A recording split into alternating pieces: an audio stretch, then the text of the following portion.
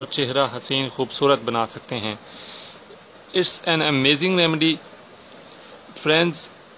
इस रेमेडी में हम दो इंग्रेडिएंट्स इस्तेमाल कर रहे हैं। फर्स्ट ऑफ ऑल हम योगर्ट लेंगे। योगर्ट 1 टेबल स्पून यानी दही 1 चम्मच and honey 1/2 table spoon. Friends, हम करेंगे यूं कि हम सबसे पहले तो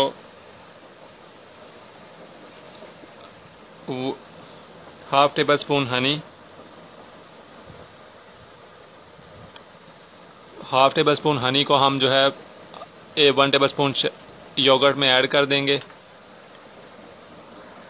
और अब हम इसे अच्छे तरीके से मिक्स करेंगे।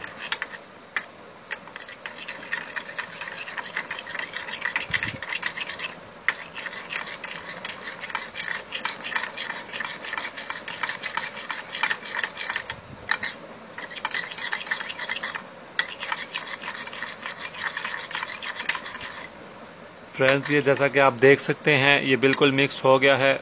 आफ्टर मिक्सिंग हम इसे सबसे पहले हम अपने चेहरे को अच्छे तरीके से धो लेंगे। उसके बाद इस पेस्ट को अपने फेस पर अप्लाई कर देंगे और 15 से 20 मिनट हम इंतज़ार करेंगे।